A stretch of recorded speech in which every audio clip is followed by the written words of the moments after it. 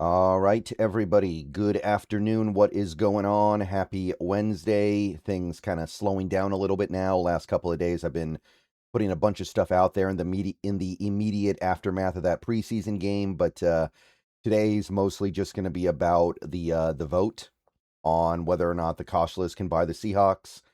As of me recording this video, I don't know what happened yet, but I think we'll find out later today. And I'll talk about it later when I have the opportunity to. But this video, I want to talk a little bit about the overall preseason strategy that the Seahawks are deploying this time around. This video is sponsored by Prize Picks. So, as people who have watched the Seahawks preseason game so far are aware, the Seahawks have not really played any starters yet. Jason Myers and Michael Dixon and Chris Stoll would be the primary starters that have played. So you've got some special teamers, and it's possible that some of the guys who have played defensively will end up starting when the season actually gets here, just because of the fact that there might be a couple of injuries going on that end that would force them into action. Guys like Noah Igbinoghene, guys like maybe theoretically, I guess a Rodney Thomas II or DeAnthony Bell could maybe not start, but at least play noticeable snaps defensively because of the Bud Clark injury, and maybe one or two others. But for the most part, there have been no starters. And according to what we're hearing, like this Greg Bell article, which I did mention several days ago in another video that I did, that's not really going to change. According to this paragraph right here of this Greg Bell article, none of these players, which are the best players and most notable players on the team, are expected to play until the opening game of the regular season. JSN, Sam Darnold, Devin Witherspoon, Leonard Williams, DeMarcus Lawrence, Ernest Jones. And at this point, given the fact that there's only one preseason game left and we've got decisions to make, I think you could also throw players like Charles Cross, Abe Lucas, Josh Jobe, Drake Thomas. I don't believe we've seen him. And in some cases, we're not even seeing key backups. We're not seeing guys like Tyrese Knight after that first preseason game. We didn't see Pat O'Connell the last preseason game. We know Jadarian Price is not going to play this upcoming game either, at least based on what we've been told. No Rashid Shaheed. Now, some of this, like, for instance, you could talk about Torrey Horton. That's motivated by injury, but a lot of this isn't. And basically what I want to ask, do you guys think this is the right way to play things? Is this good? There are a couple other teams in the NFL that do not play their major starters or even their, like, moderate starters in preseason. But for the most part, in my experience, you would at least find a handful of players that are getting reps in the preseason. You would at the very least find the mid-level guys. Like, for instance, we've got a Ty Okada, right? You've got a player like that who is not very experienced, only had 1 year of starting, and it wasn't even a full year. You got guys like Gray Zabel who are second-year players. You've got a rookie in Jadarian Price, and we've already talked about that at some length. But I think most of those teams would play at least those guys in at least one preseason game. So it's a little bit unconventional and notable if the team is truly not even going to go to that level. Like, not even Anthony Bradford or Jalen Sundell, the two offensive line starters that are a little more questionable, but that seems to be where this is going. All right, guys, let's take a quick break here to talk a little bit about Prize Picks, currently the #1 sports pick app in America. The app is very easy to use. Check it out to my left here. You can do player picks, where you just pick more or less on a few player stats and lock in your lineup. Or you can pick teams, where you pick winners, spread, or total on any game or fight.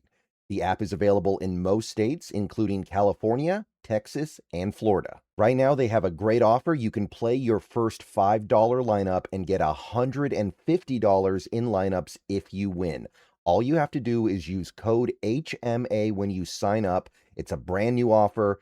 Best time possible to get on the app. So get on over there and get to winning that first lineup. So remember, Prize Picks, code HMA. Download the app today and remember to always gamble responsibly.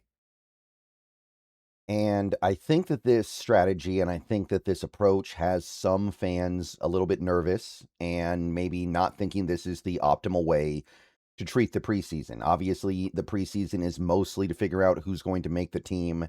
And we have a lot of players that we know are going to make the team. But that goes for most teams in the NFL. Most teams in the NFL know that, we just played the Titans, right? The Titans know that Cam Ward's going to make the team. They still played him in the first part of the game against us. They know that Alec Ayominor and Carnell Tate are going to make the team, but they were still out there for at least a little bit. And those are some of their more notable players in the case of Cam Ward and Carnell Tate. And they had Jeffrey Simmons out there too. That's their best player. But does that make it bad?